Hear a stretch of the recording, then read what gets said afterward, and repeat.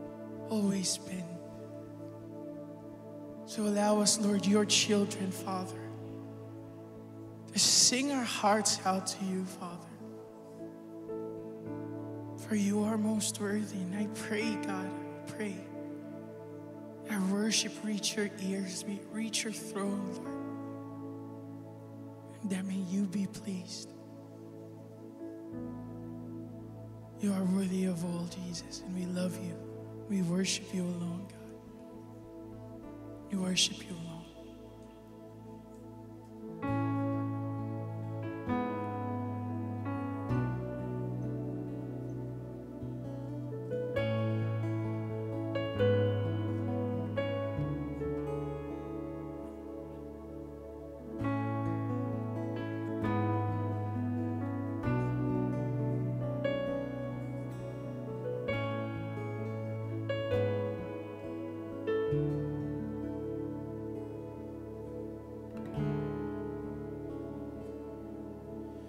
Light of the world, you step down into darkness, opened my eyes, let me see beauty that made this heart adore you, hope of a life spent with you. Here I am to worship.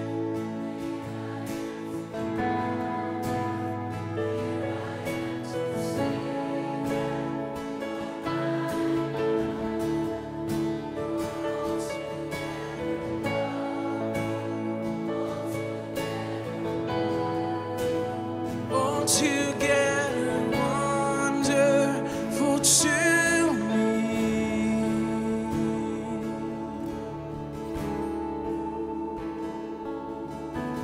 King of all days, oh so highly exalted, glorious in heaven above. Humbly you came to the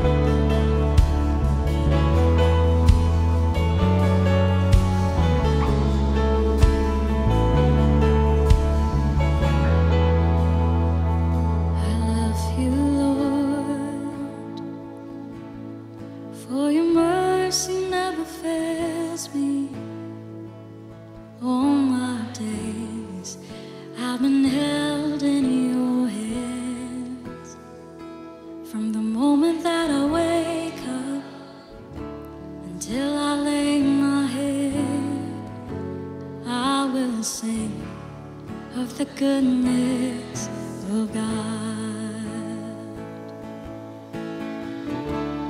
All my life you have been faithful.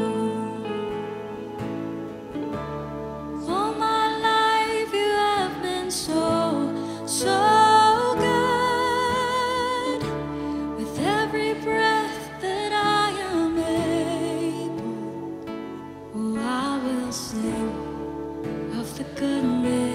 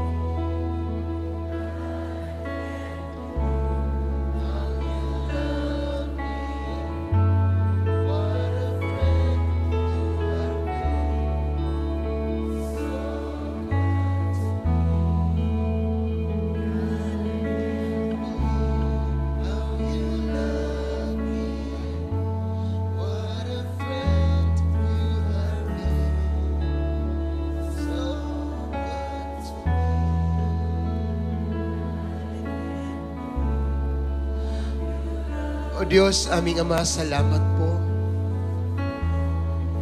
Hindi kami makapaniwala kung paano mo kami minahal. Sobra kang mabuti. Tinuring mo po kaming mga kaibigan. Pinagkatiwalaan niyo kami ng inyong biyaya.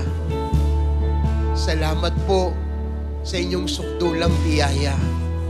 Salamat po sa inyong dakilang katapatan. Salamat po, kayo ang aming Diyos sa lahat ng panahon. Hindi kayo nagkukulang, hindi kayo nagpapabaya.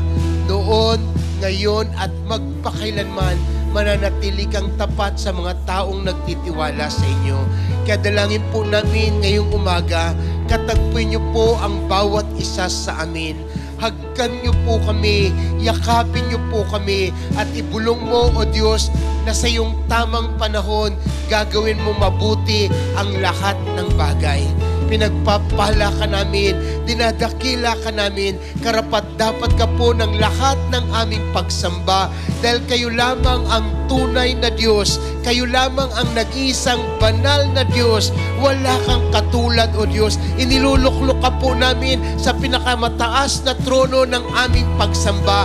Banal na Espiritu, malaya ka pong kumilos sa aming kalagitnaan. Sa inyo ang pagsamba, sa inyo ang papuri, dahil kayo lamang karapat-dapat ng lahat ng ito. Salamat po, Diyos, sa pangalan ni Jesus. Hallelujah! Come on, church! Give the Lord your best clap offering this morning. Come on, give Him praise. Hallelujah! Come on, give Him praise. Hallelujah! Somebody shout, Jesus! Come on, shout, Jesus! Oh, Rabasatrahan Derebe. Sige po, palakpakan lang natin ang Panginoon. Huwag tayong tumigil sa pagpalakpak. Karapat-dapat siya ng lahat ng ating pinakamabuti. Rabasakatayararabahandise. Thank you, Jesus. Thank you, Jesus. Oh, we give you praise, God. We give you praise, God. We give you praise, God.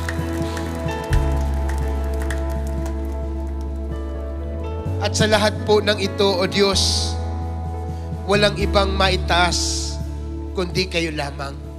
Sa inyong pong papuri, sa inyong pagsamba. Itong aming samot na langin sa pangalan ni Jesus. Amen at amen. Palakpakan po natin ang Panginoon. Praise God. Praise God. Amen. Praise God. Magandang umaga po sa ating lahat. At gusto po natin i-welcome ang bawat isa sa ating third celebration ngayong umaga. Okay? Pakisabi mo sa iyong katabi, ikaw ang pinakamagandang bagay na nakita ko ngayong umaga. Praise God. Praise God. Ngayon po, sa totoo lang, by faith, yung mga mata natin papalitan ni Lord na yung nakikita natin maganda lang. Amen? So, dahil sabi po ng Biblia, kapag tayo'y nagpuri, kapag tayo sumamba, praise looks good on you. Amen? Minsan pa po, sabihin mo sa katabi mo, kung lalaki yan, huwag ka nang mainggit sa kapugian ko. Kung babae yan, huwag ka nang mainggit sa ganda ko, dahil pare-pareho tayong maganda sa paningin ng Diyos. Amen? Palakpakan po natin ang Panginoon. Come on! Give God praise. Hallelujah! Amen and amen. Ngayon pong umaga, bago ko kayo paupuin, basahin po natin ang ating talata sa ating pong paksa na ating pag-usapan. I'll be reading the last few verses of Psalm 103 at tatapusin na po natin ang ating serye na pinamagatan po nating Bless the Lord, O my soul. Verse 14, for He knows our frame, He remembers that we are dust. As for man, his days are like grass. As a flower of the field, so he flourishes, for the wind passes over it, and it is gone, and its place remembers it no more. But the mercy of the Lord is from everlasting to everlasting on those who fear Him, and His righteousness to children's children. To such as keep His covenant, and to those who remember His commandment to do them, the Lord has established His throne in heaven, and His kingdom rules over all. Verse 20, bless the Lord, you His angels, who excel in strength, who do His word, heeding the voice of His word. Bless the Lord, all you His hosts, you ministers of His, who do His pleasure. Bless the Lord, all His works, in all places of dominion. Bless the Lord, O my soul. Minsan pa po tayo mukot manalangin. O Diyos, aming Ama, pinagpapala ka po namin at dinadakila. Banal na Espiritu, malaya ka po kumilos sa aming kalagitnaan. We recognize you, we acknowledge you, and we allow you to move in our midst right now. We recognize, God, that you are the real teacher and speaker in our midst today. Dalangin po namin kayo ang kumausap at kumatagpo sa bawat anak mo ngayong umaga. Ito pong aming samot dalangin sa pangalan ni Jesus. Amen at amen. Sige po, palakpakan natin ang Panginoon. Praise God. Praise God. Pwede na po tayong maupo at on that note po, nais kong batiin ang bawat isa ng isang mainit na pagbati ngayong umaga. Lalo na po sa ating mga bisita who came for the first time. Salamat po at nandito kayo dahil kayo po ay sagot sa aming panalangin. At ang panalangin po namin ay patuloy niyong maranasan ang Panginoon sa personal na paraan. And on that note, nais ko po na sa mabilisang paraan, i-review po natin ang personal series po na ito ng Psalm 103. 2 months ago, when I started Psalm 103, pinag-usapan po natin ang Bless the Lord, O my soul, and forget not all His benefits. Una po, pinaalalahanan tayo ni David na purihin ang Diyos ng ating buong kaluluwa at huwag natin kalilimutan ang lahat ng kanyang ginawa. So ano po yun? One, we have to remember that He is the God who forgives, yung nagpatawad ng ating kasalanan. He is also the God that redeems and restores. Ang Diyos na nagpapanumbalik sa atin at tumutubos sa atin. He is also the God who satisfies and strengthens. Ang Diyos na nagbibigay sa atin ng karanasan na mabubuting bagay at nagpapalakas sa atin. Last month po, we talk about the part 2, blessing, ng Psalm 103. And nakita po natin doon na si David, itinuro sa atin, hindi lang purihin ang Diyos dahil doon sa kanyang ginawa, kundi purihin ang Diyos dahil sa kung sino siya. Doon sa part 1, nakita natin yung kamay ng Panginoon. Sa part 2, nakita natin yung puso ng Panginoon. Sa part 2 po, nakita natin that God's justice reveals His heart. Na kapag may ginagawa ang Panginoon, pinapakita niya ang kanyang puso. No? Sa mga taong may tiwala sa Kanya. Nung hati niya dagat na pula, nakita ng mga Israelita, nahati ang dagat na pula. Pero nakita ni Moses ang puso ng Diyos. God's compassion is greater than our sin. God's compassion outweighs our sin. Ibig sabihin, kahit gaano mang kalaki, karami ang ating kasalanan, higit na malaki pa rin ang pagpapatawad ng Diyos. Bakit? Kasi ang Diyos ay natural na mapagpatawad. Nakita din po natin that God's love is beyond measure. Walang sukat ang pagmamahal ng Diyos. Imaginein mo yung katabi mo, minahal ng Diyos. Diba? Tingnan mo yung katabi mo at sabihin mo, wapin eh.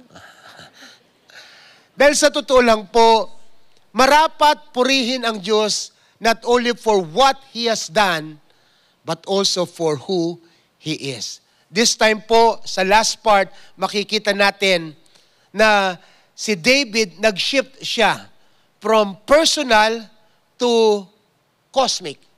Dahil makikita natin kung paano mula dun sa mga taong nilikha sa alabok, ngayon, ang tinatawag ni David, yung mga anghel sa langit, yung buwan, bituin at tala na sumamba sa Panginoon. So ngayong umaga po, let's talk about the glory of God. Ito po ang title natin sa last part. Let's talk about from dust to glory. Tayo, nagaling sa alabok, inihanay tayo ng Diyos dun sa mga dakilang bagay sa kanyang kaluwalhatian at lahat tayo tinawag niya para magpuri at sumamba sa Panginoon. Hindi ko po sigurado kung few weeks ago, nagkaroon po kami ng convergence sa Couples Tribe at yung asawa ko po ay binigyan nila ng bulaklak to appreciate her. No? Ang mga bulaklak pong ito ay very fresh, very vibrant, very fragrant nung ibigay nila. Few weeks after, eto na po, tuyot, nalalagas, wala nang buhay. Alam niyo po, sa totoo lang, this is how the Bible pictures our life. Tayo na dating buhay, masigla, we can never tell, bukas makalawa, wala na tayo. But let me tell you this, yung buhay natin, pwedeng pumanaw, yung mga bulaklak at damo, pwedeng malanta, pero ang pagmamahal at katapatan ng Diyos mananatili magpakailanman. Amen. Amen. Meron pong isang lolo, isang araw, kasama ang kanyang apo, nagpunta sila sa likuran ng kanilang garden at pinapanood po nila ang kanilang mga bulaklak. Doon sa garden po nila may iba't ibang klase ng bulaklak, iba't ibang kulay at ang babango. Tuwan-tuwa po yung apong babae kaya pumitas siya ng isa. The child plucked one and proudly said, "Look, Lolo, it's so pretty." No? Pumitas po siya ng isa, tapos sabi niya sa lolo niya, "Lolo, look, it's so pretty." Tuwan-tuwa po yung bata. The grandfather smiled, but then held up another flower that had withered and its petal already flowing. Yung pong lolo, kumuha siya ng isang bulaklak sa tabi na nalanta na at nalalaglag na yung mga talutot niya. Sabi niya, "Yes, my apo, but see this one? Just few days ago, this flower is as lively as the one that you are holding. But look at it now." No? Sabi niya ganon, your flower, the one that you are holding, is beautiful, fresh, and alive. But this one, after few days, it is dead, it is withered, and it is failing. Sabi ng lolo, doon sa kanyang apo, nakatingin po yung apo niya sa kanya at natulala. Sabi niya, "Ano kayong pinagsasabi ng lolo ko?" Sabi ng lolo sa kanya, "Alam mo apo, kung ano yung hindi talaga mag-fade?" Kinuha po ng lolo yung kanyang lumang Bible. Binuksan niya sa Psalm 103 at binasa niya ang talatang ito. Sabi niya, "But the steadfast love of the Lord is from everlasting to everlasting on those who fear Him." Then he said to his apo, "Flowers fade, people fade, but God's love, God's word, never fail. That is the greatest treasure that we have." Amen? Palakpakan po natin ang Panginoon. Kaya nga po, ngayong umaga, ito po yung tututukan natin bilang pagtatapos sa serye ng Psalm 103. From dust, tayo yon, to glory. Na yung lahat ng nilikha ng Diyos doon sa kanyang kaluwalhatian sa langit, lahat tayo tinatawag para magpuri at sumamba sa kanyang banal na pangalan. Nais ko pong tingnan natin ang tatlong katotohanan hango sa mga huling talata ng Psalm 103 na tutulong na paalalahanan tayo. They will remind us that we need to bless the Lord. Una po is what I call the frailty of man. Yung karupukan ng tao. Yung kahinaan ng tao. Let us read. Sabi po ng verse 14, "For He knows our frame, He remembers that we are dust. As for man, his days are like grass, as a flower of the field, so he flourishes, for the wind passes over it, and it is gone, and its place, remember it no more." Tayo pong mga tao, minsan nakakalimutan natin kung sino tayo. Lalo na kapag may mga pinagdadaanan tayo sa buhay. Ang hindi ko po maintindihan sa atin, bakit pag nagka-problema tayo, ang unang-unang titigilan natin ay yung ating pananalangin.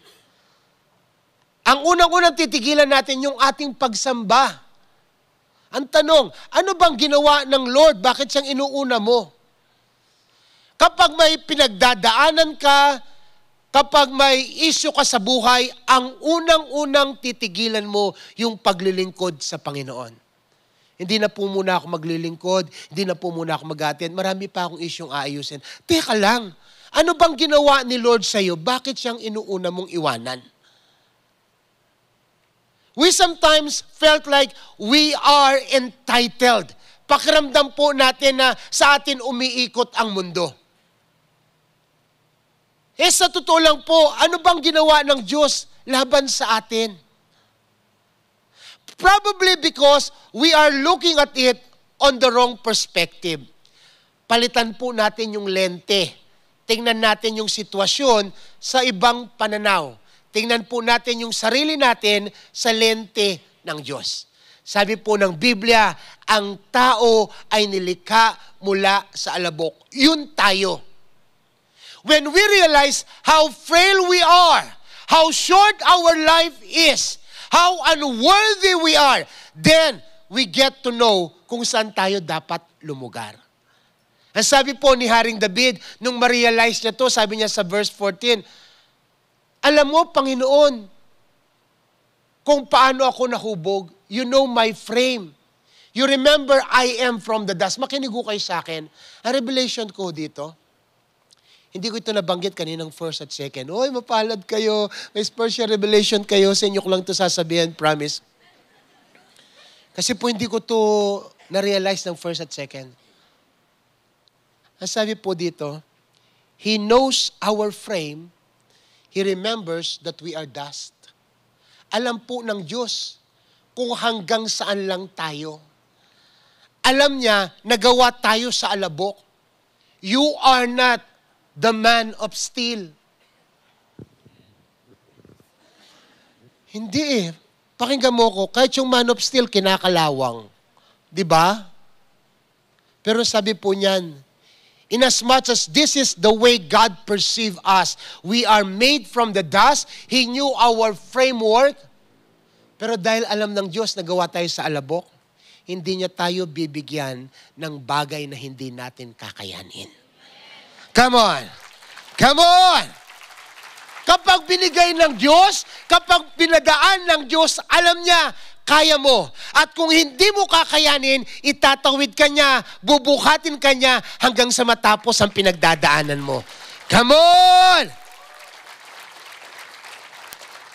That is why when we see how frail we are, kapag nakikita natin gaano tayo kahina, gaano tayo kababa, kapag nakikita natin kung gaano tayo kakulang, hindi tayo angat sa marami, wag ho tayong malungkot. Gamitin natin yun na panggatong para purihin ang Diyos. Let us see our frailty as a fuel to bless the Lord with all our soul. Sabi po ng verse 15, as for man, his days are like grass, as a flower of the field, so he flourishes. Para lang daw po tayong mga damo, bulaklak, na pagsibol, bukas makalawa, mawawala na. For the wind passes over it and it is gone, and its place, remember it no more. Alam ng Diyos kung hanggang saan lang tayo. At huwag nating sasayangin yung mga natitira nating panahon. Gugulin natin ito sa pagsamba sa Panginoon. Sabi ko nga po kanina, if we have only 60 seconds remaining at mamamatay ka na, all you have is 60 seconds at mamamatay ka na, anong gagawin mo? Diyos ko po, 60 seconds? Hey! Hindi ko sasayangin ang bawat segundo. I will make every second count. Every second, magpupuri ako sa Panginoon. Every second, sasamba ako sa Panginoon. Imagine, 60 seconds na lang. Kaya sasayangin mo sa 60 seconds, nano pang ako agawa, nano pang dapat kong gawan, sayang. Handiyan pa po ba kayo? Kaya po ang sabi ng Biblia, right? Despite our frailty, God has shown us His goodness. Sa kabila po ng ating kahinaan, kahit gawa tayo sa alabok, lahat tayo makasalanan, hindi tayo umabot sa pamantayan ng Diyos. Sa kabila ng lahat ng yan, ipinakita pa rin ng Diyos ang kanyang kabutihan sa atin. He shared to us His compassion and entrusted to us His grace. Binahagi niya sa atin ang kaganyang kagandahang loob at pinagkatiwala niya sa atin ang kanyang biyaya. Let our frailty remind us that God deserves our praises. Amen? Yung kahinaan natin, ang magpaalala sa atin na meron tayong Diyos na karapat dapat sambahin. Sabi nga po ni David, dun sa isa pa niyang psalm, on another psalm, David said, Lord, sino po ba ang tao? What is man that you are mindful of him? Kung tutuusin, sino ba tayo para pansinin tayo ng Diyos? Special ba tayo? May superpowers ba tayo? Superhero ba tayo? Wala eh. Di ba? Kumbaga, we are a band of rejects. We are sinners, failures. At the most, mga tupa tayong nagkanya-kanya ng landas. wala tayong pwedeng ipagmalaki. We are from the dust.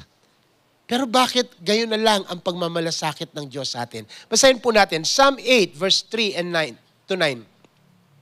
When I consider your heavens, the work of your fingers, the moon and the stars which you have ordained. Sabi po ni David, no? Kung aking pagninilay-nilayin, ang lahat ng iyong ginawa, ang kalawakan, ang mga bituin, ang tala, ang araw at buwan, napakadakila at karangal ng lahat ng nilikha. Pero sabi niya, bakit sa lahat ng ito, iniisip mo pa rin ang tao? Imagine niyo po, sa lahat ng planeta, hindi nagstay si Lord sa Jupiter, sa Venus, sa Saturn, sa Mars. Saan po siya nagstay? Sa Earth. Bakit sa Earth? Kasi nandun ka. Isang araw, sabi ni Lord, mag-staycation ako sa Earth ng 33 years kasi may ipapanganak dito na ang pangalan ay Nika. Kailangan ko siyang pagpalain. O, di ba? Alam niyo po, sa totoo lang, tuloy natin, verse 4, sabi niya, what is man that you are mindful of him? The son of man that you visit him. For you have made him a little lower than the angels, and you have crowned him with glory and honor. You have made him to have dominion over the works of your hands. You have put all things under his feet. Lahat po ng nilikha ng Diyos, ipinailalim niya sa atin.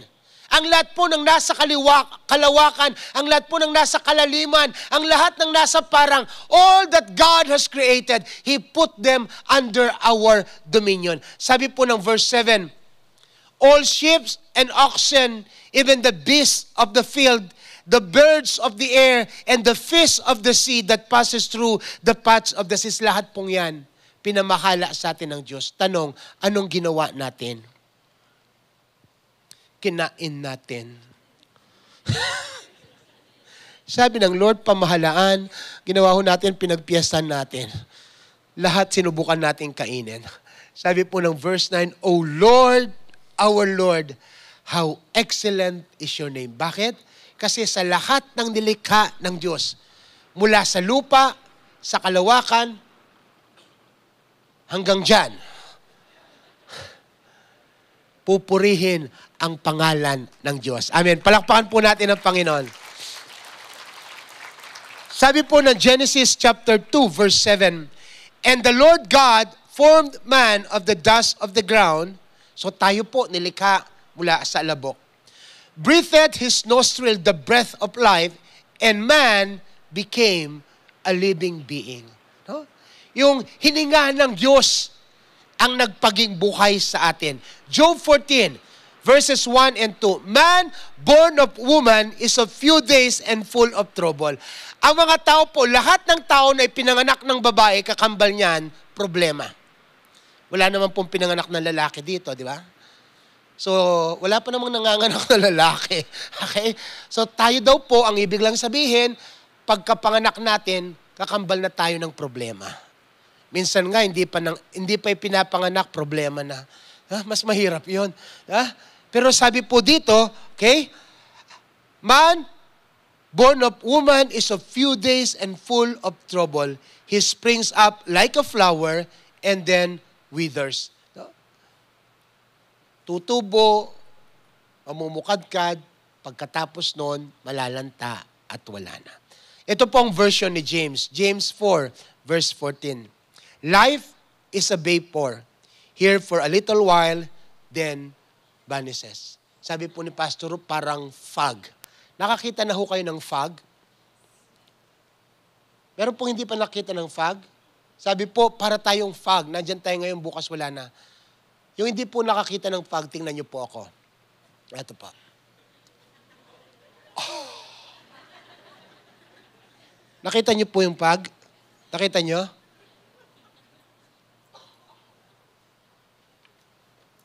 Nakita niyo ho yung fog?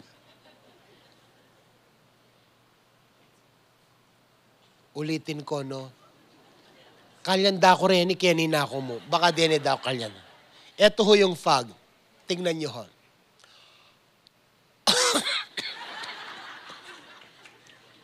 Lalo na yung may wala. I mean, ganun po ang buhay ng tao. Halos hindi mo makita. Ang hamog, nandun sa ng maagang maaga. Bago pa tumirik ang araw, wala na. Ganun kaikli ang buhay ng tao. Amen?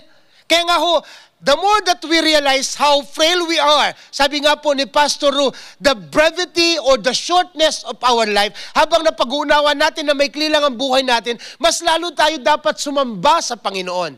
Huwag nating sayangin. The time is ticking. The clock is ticking. Make the most out of it. Sino pong gusto ng revelation ngayong umaga? Who wants revelation this morning? Okay. Sino po sa inyo nakakita na ng birthday cake candle?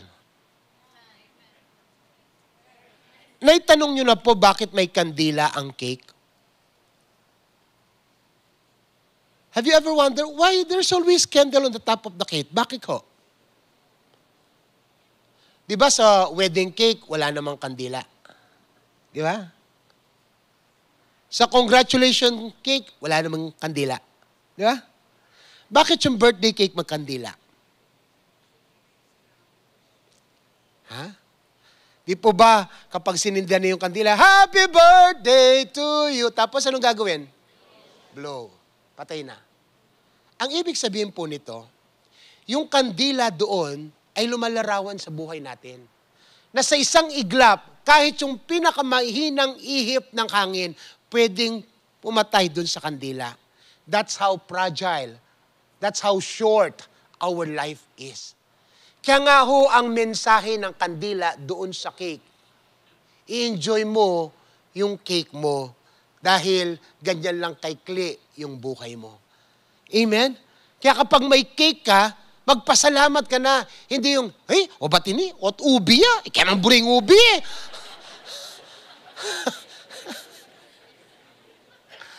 Alam niyo po, sa totoo lang, we have to understand that our life is so short and the birthday candle remind us that even a gentle breath blow can snap the candle. Ganun po kaikli yung buhay natin. Amen? So ano pong application dito? Huwag nating ipagyabang kung ano meron tayo sa buhay dahil hindi natin dadalhin yan. Huwag po nating ipagyabang kung malakas tayo, may mga na-achieve tayo, bagkos mabuhay tayo na may kapakumbabaan na dumidepende sa Diyos. Hiramin ko po yung talata ni Pastor Ru last Sunday. Psalm 90 verse 12, sabi ganoon, teach us to number our days that we may gain a heart of wisdom. Dapat to matuto tayong bilangin yung araw ng ating mga buhay. Hindi po doon sa paraan na magpapanik ka, hindi mo na alam kung anong gagawin mo, mag-overthink ka. Hindi po. Kundi doon sa paraan na ang bawat araw mo, you will make the most of it. To the point of every day is a call to worship God, to bless God, especially when you realize that you are from the dust and your life is so short. Marami na po akong inilibing. Hindi po ako sepulturero. Marami na rin po akong pinuntahang namatay. Hindi po ako si kamatayan. Naggagawain lang po. Whether wake, eulogy, burial. Napansin ko po sa lahat ng mga namatay, doon sa tabi ng ataol, may maliit na karatula. At doon sa karatula nakasulat yung pangalan ng namatay. Our beloved, tapos yung pangalan. Tapos nakasulat po yung birthday. Tapos may maliit na guhit, yung date of death. Mga nagpunta po ng patay, nakita niyo ho yun? Palagi po gano'n, sa lahat ng mga patay may nakasulat na karatula. No? Pangalan, yung date of birth, tapos slash, yung date of death. Sa totoo lang po, ang buhay ng bawat isa sa atin ay ganoon lang kaikli. Sing-ikli lang nung tinatawag na dash or gitling sa pagitan ng dalawang panahon. Mula nung ipinanganak ka hanggang nung mamatay ka, yung maikling guhit doon, yun lang ang buhay mo. Yung lahat ng na-accomplish mo, yung lahat ng pangarap mo, yung lahat ng na-achieve mo, yung lahat ng luha mo, nandun lahat sa maliit na gitling sa pagitan ng taong ipinanganak ka at namatay ka. That's how short our life is. Nakakita na po ba kayong karatula na ipinanganak 1901, tapos gitling. Hanggang dito, wala, di ba? Kasi sa totoo lang, mapalad na ho tayo kapag inabot tayo ng 70, 80 at 70. Dahil ang buhay natin, gaganito lang. Ang sabi po ng Biblia, that is our life. Short, like vapor. But there is hope. Yes, life is short. Yung gitling na yon, yung dust na yon, maikli lang, pero itong mabuting balita. The love of God is eternal. Walang hanggan ang pagmamahal ng Diyos. Amen. Amen. That is why every time na makita natin, ma-realize natin, maramdaman natin na tayo ay mahina, kulang, hindi angat katulad ng iba, okay lang. Because that will help you to bless the Lord with all your soul. Amen? Palakpakan po natin ang Panginoon. Pangalawa po ay ito. 1, the frailty of man. 2, the faithfulness of God. Sino po dito ang pwede magtaas ng kamay at sabihin niya, sobrang matapat ang Diyos sa kanyang buhay? Amen? Ito po, tayong lahat pwede nating patutuhanan na ang katapatan ng Diyos hindi nagmamaliw. Bago yan, bawat umaga. Kaya kapag nagkaroon ka ng problema, nagkaroon ka ng pangailangan, huwag kang mag-worry. Bakit? Balikan mo lang kung paano naging tapat ang Diyos sa iyo sa nakaraang taon, magtatapat pa rin siya hanggang ngayon. Kung may pangangailangan ka, may kailangan kang bayaran, may kailangan kang ayusin, kung paano kang itinawid ng Diyos sa nakaraan, itatawid ka pa rin niya ngayon. And listen to me, if you have been diagnosed with sickness or disease, don't forget, God is still in the business of healing people. Kung nagpagaling siya ngayon, kung nagpagaling siya noon, magpapagaling siya ngayon at hindi magbabagong kanyang katapatan, patuloy siyang magpapagaling sa mga nagtitiwala sa kanya. Come on! Come on! Sabi po ng verse 17, but the mercy of the Lord is from everlasting to everlasting on those who fear Him. Wala daw pong hangganan ang kahabagan ng Diyos dun sa mga taong may takot sa Kanya. And His righteousness to children's children, to such as keep His covenant, and to those who remember His covenants to do them. Doon daw po sa mga taong may takot sa Diyos, doon sa mga taong iniingatan ang Kanyang kautusan, ang anak ng mga yon at yung anak ng mga anak na yon, at yung mga apo, nung inapo, nung mga anak na yon, sabi po ng Diyos, He will extend His loving kindness to them hanggang 1,000 henerasyon. Kaya pakinggan niyo po ako, yun no, pigaganakan de nga anak yu. Yun no, pigaganakan de nga po yu. Basta ingobra tamo mo, luguran tayo nga pong Gino, paglingkuran tayo, iyan ang bala, king future da rin anak tam. Amen. Amen. Sabi po, the steadfast love of the Lord is from everlasting to everlasting on those who fear Him. Basta tingkan takot kayo nga pong Gino, yan ang bala kaya ka. Tanungin ko po kayo, simula nung ma-born again kayo, ginutom na po ba kayo ng Diyos? Ha? Nagutom na po ba tayo? Hindi. Bakit? Linggo-linggo may shayon tayo eh. Diba? Pero sa totoo lang, tingnan mo yung pictures mo nung hindi ka pa born again, tsaka yung mga pictures mo ngayon. Diba? May nabaka. Dahil sobrang mabuti ang Diyos dun sa mga may takot sa Kanya. Amen. Sige po, palakpakan natin ang Panginoon. I-contrast po natin itong natuyong bulaklak at dun sa kahabagan ng Diyos na hindi nagmamaliw. I-contrast po natin tayong mga tao na gawa sa alabok at doon sa Diyos na lumikha ng buong kalawakan.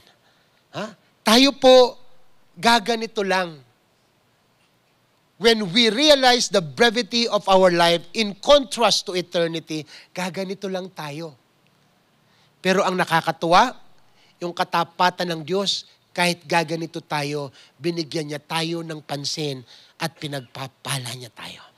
Amen? Amen? Lamentation chapter 3 verse 23, sabi po, the steadfast love of the Lord never ceases. They are new every morning. Palagi hong tapat, palaging mapagbiyaya ang Panginoon. Ito ho, paborito ko ito. Kung gusto nyong i-print ito, gawin yung screensaver, gawin yung sticker, gora lang. Ang sabi po ng Isaiah 54 verse 10, for the mountains may move and the hills disappear, but even then, my faithful love for you will remain.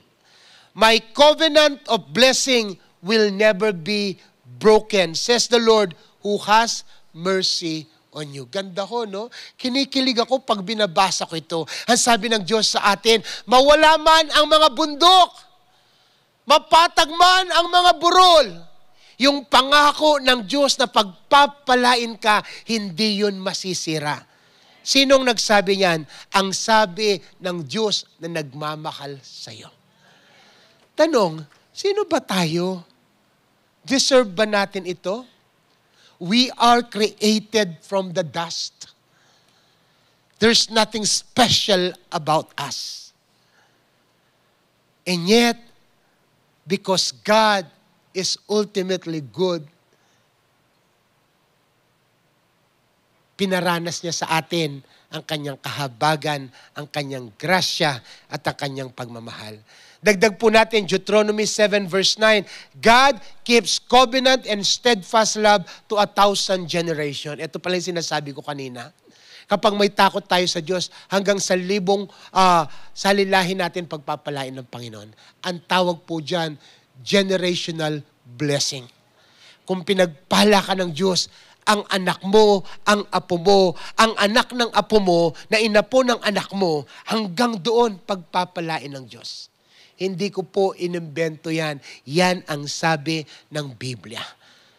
The salvation and loving kindness of God is our generational blessing and extends doon sa ating mga susunod pang henerasyon. Amen? Sino po sa inyo ang nakakapaglaro ng track and field? O nakapanood na ng relay? Alam mo po, sa totoo lang, ako when I was younger, so much younger than today, I used to be a sprint runner sa track and field, 500-meter dash.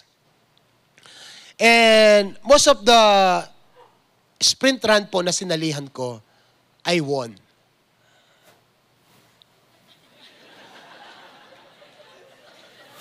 Yung mga tingin nyo po, mapanghusga eh. Kahit wala kayong sinasabi, yung tingin nyo, weh.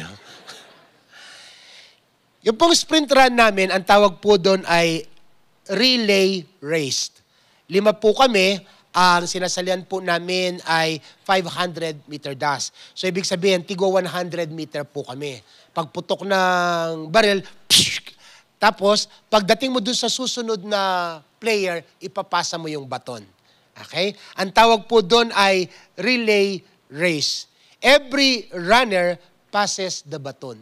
Tayo pong lahat tumatakbo sa karera na ang tawag ay buhay. All of us are running in this race of life, especially as parents. Ang tanong po, anong baton ang ipinapasa natin sa ating mga anak? To make it even more emphatic, what kind of legacy are we leaving behind to our children? Nakikita po ba ng anak nyo na paggising nila, nasusumpungan nila kung nagpipray na kayo? O kaya, bago sila matulog, nakikita nila na nagpipray pa rin kayo? Nagbabasa kayo ng Bible? O yung nagising ang anak mo dahil sa kakadakdak mo, kapitanganan na, abak na,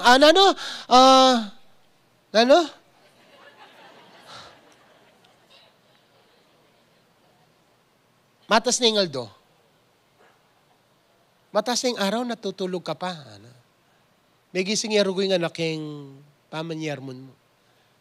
Anong baton ang pinapasa natin sa ating mga anak? Iyon po bang pag wala na tayo, sasabihin ng ating mga anak, dahil sa nanay ko natuto akong manalangin.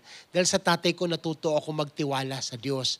Dahil sa mga magulang ko natuto akong sumunod sa salita ng Diyos. Nag-iiwan po ba tayo ng ganong legasiya? This is our challenge today. Si Moses po, nang tawagin siya ng Diyos, he left behind a legacy of obedience to God. He left behind a legacy of 5 books. Genesis, Exodus, Leviticus, Numbers, and Deuteronomy. Sa mahabang panahon, pinangunahan ni Moses ang bansang Israel para makapasok sila sa lupang pangako. Pero nung malapit na silang pumasok, hindi siya nakapasok. Bagkus ang ginawa ng Diyos, pinakyat siya sa isang bundok at pinakita sa kanya ang buong promised land na papasukin ng bansang Israel. At the end of his life, Moses climbed Mount Nebo to see the land he could not enter. Siya po ay 120 years old, pero malakas pa rin. Kaya lang, tapos na ang kanyang misyon. Pero kahit natapos ang kanyang misyon, marahil nakatayo siya doon sa bundok, puno ng alikabok yung kanyang paa sa paglalakbay sa disyerto.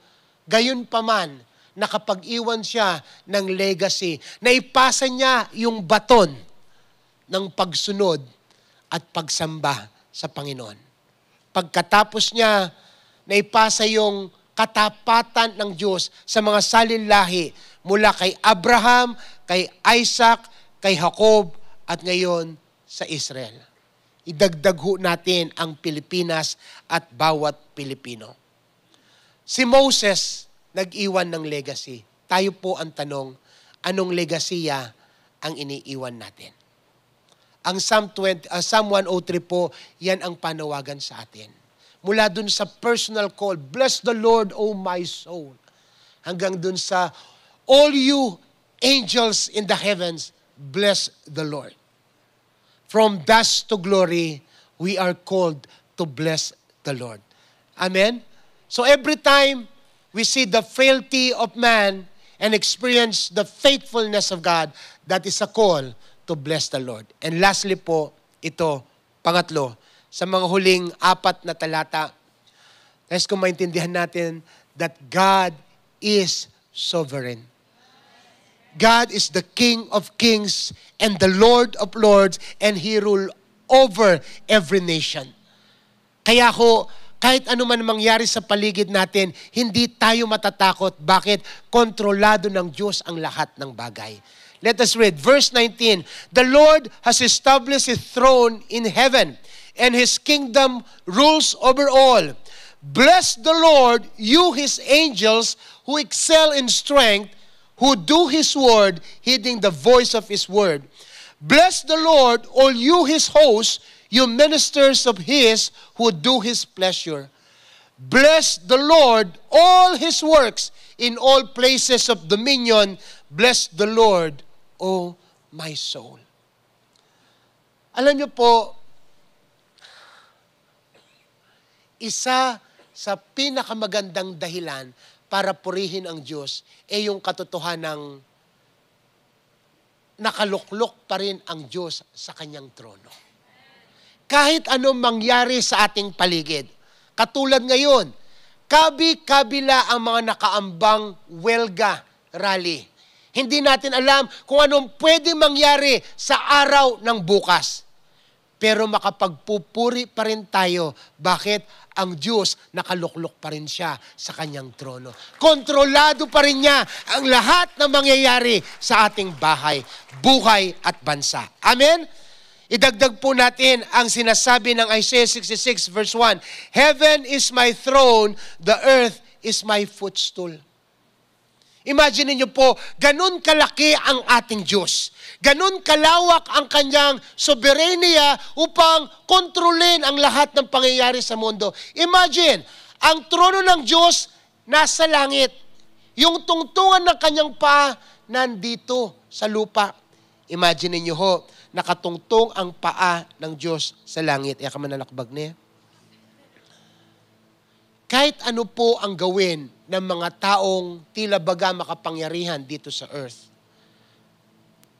Kahit ano pa ang gawin ng mga taong akala nila, ari nila ang ating bansa.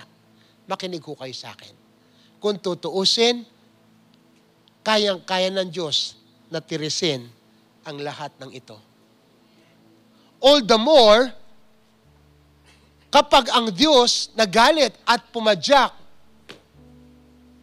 pwedeng mayanig ang buong mundo na ating ginagalawan. That's how powerful and how sovereign God is. Kaya nga ho, sa kabila ng lahat ng nakakatakot na sitwasyon, pwede pa rin tayong magpuri kasi ang Diyos ay sovereign. Ang sabi po ni Daniel, chapter 4, verse 35, no one can stop His hand or say to him, what you have done. Pakinggan niyo po ako. Huwag tayong matakot kahit anong nangyayari sa ating bansa. Imagine niyo, ang yaman talaga ng Pilipinas, no? Dami nating pera. Kaya lang, makinig kayo sa akin. Alam ng Diyos ang kanyang ginagawa. I-expose niya ang dapat i-expose para maipakita niya na kontrolado niya ang nangyayari sa ating panahon. Amen. God is sovereign and He is in control. Kaya po ang dagdag na revelation, balang araw, all creation exists for His glory. Lahat ng bansa, lahat ng bayan, lahat ng tao, maging mga sitwasyon natin, lahat ng yan para sa kaluwalhatian ng Diyos. Kaya nga po, ang kabuuan ng Psalm 103, makita natin si David, he started on a personal level. Bless the Lord, O my soul. Mula sa kanyang sarili, mula doon sa mga ginawa ng Diyos, nagpupuri siya. Pagdating sa huling bahagi ng Psalm 103, hindi lang ang kanyang sarili ang tinatawag niya. Ang tinatawag niya ang buong kalikasan. Ang mga anghel, ang mga buwan, ang mga araw, tala at bituin para sumamba sa Panginoon. Bakit? Because our God is sovereign. He is the ruler of everything. Amen. Amen. Sino po dito ang nakapanood na ng orchestra? Alam niyo po kung ano yung orchestra? Orchestra, yung maraming mga instrumento dyan, tapos maraming mga kumakanta. Orchestra. Sa orchestra po, walang extra. Lahat kasama. Okay? Kahit anong instrumento mo, kahit ano yung range ng boses mo, you are part of that orchestra. Listen, and I want you to listen very well. Every time you command your soul to bless the Lord, you are joining the heavens choir. Yung mga buwan, tala, araw, anghel na nagpupuri sa Diyos araw at gabi. Every time we bless the Lord, we join them in heavenly choir. Kaya hindi ho tayo nag-iisa kapag sinasabi nating pagpalain mo ang Diyos o kaluluwa ko at lahat ng nasa akin magpuri sa kanyang banal na pangalan. Dagdag pa po ng Philippians, sabi ganon, there will come a time every knee on earth and under the earth, every knee shall bow, every tongue shall confess that Jesus is Lord. Come on! Come on!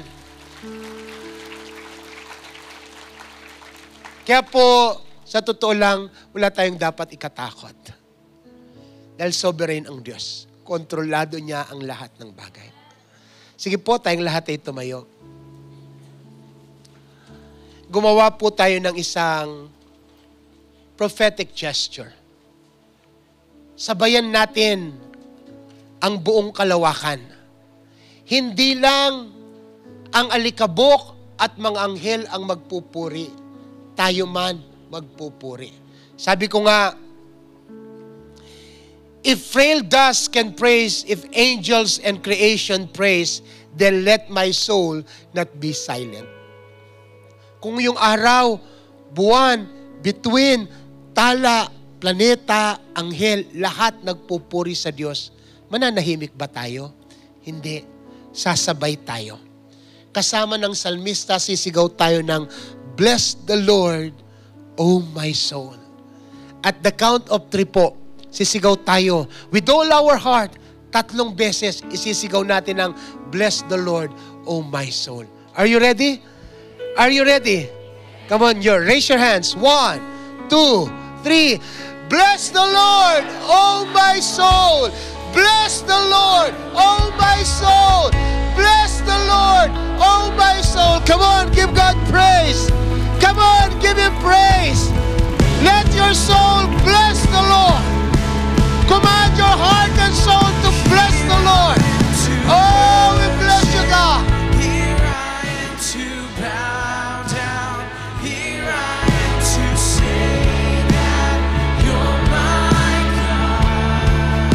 You're altogether lovely, altogether worthy, altogether wonderful to me.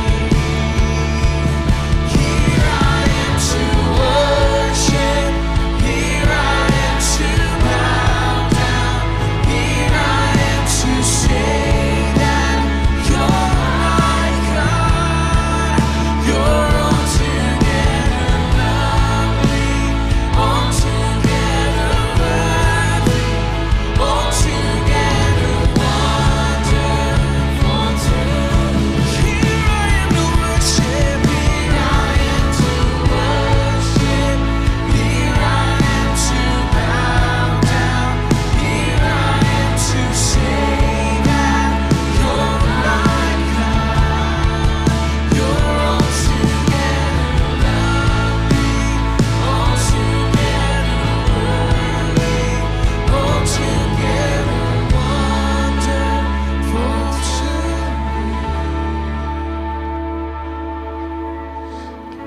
Sa pagkakataon pong ito, nais kong buksan ang altar para sa bawat isa sa atin. Lalo na po sa kanila na bisita namin ngayong umaga. Marahil po wala pa kayong personal na relasyon sa Diyos. Or probably kasama na po namin kayong nananambahan for a while. Pero may mga bagay na nangyari sa inyong buhay, naging mapait ang mga sitwasyon. This time is our opportunity to go back to God. Napakagandang pagkakataon po ito para italaga natin muli sa Diyos ang ating mga buhay. At minsan pa magkaroon tayo ng sapat na dahilan para sabihin, purihin mo ang Diyos o kaluluwa ko. If you want to make that decision to accept Jesus as your Lord and Savior, if you want to rededicate your life back to the Lord, let's ko pong samahan kayo sa panalangin na yon. Tayo pong lahat ay umuko at manalangin. Let's make this our personal prayer. Sabihin po natin, Panginoon, binubuksan ko ang aking puso. Pinapapasok ko si Kristo bilang aking sariling Diyos at personal na tagapagligtas. Simula po ngayong araw, sinusuko ko sa inyo ang aking buhay. Inaamin ko po, ako ay ligaw, wasak, makasalanan. Patawarin niyo po ako sa aking maling desisyon, maling relasyon. Salamat po sa lahat ng ginawa ni Kristo sa krus ng Kalbaryo para sa akin. Salamat sa kapatawaran, sa kaligtasan, sa buhay na walang hanggan, at lalong higit, O Diyos, sa pag-ampon niyo sa akin bilang inyong anak. Susunod po ako sa inyo, mamahalin ko kayo, pupurihin ko kayo. Sa pangalan ni Jesus, Amen at Amen. Praise God. Sige po, palakpakan natin ang Panginoon. Praise God for His beautiful word for us today. We are just so glad that you were able to join us in our online celebration. We would love to know your highlights. Kindly type in the comment section down below kung ano po ang naging highlights nyo sa message natin today. For our love offering, if you want to give, here are the few ways on how you can send your offerings. You can scan the QR code na naka-flash po sa ating screen ngayon. Thank you once again for joining our online streaming, and we are hoping to see you again next week. Now, let me turn you over to our pastor for the benediction. Sabihin po natin, bless the Lord, O my soul. Ang lahat po ng pinagpala, magsabi ng amen. Raise your hands. I would like to bless you with the word of prayer. The Lord bless you and keep you. The Lord make His face to shine upon you. The Lord be gracious with you. The Lord bless your family with favor and provision. The Lord bless your family with the faithfulness of God. In the name of the Father, the Son, and the Holy Spirit, and all God's people will say, good morning po and God bless.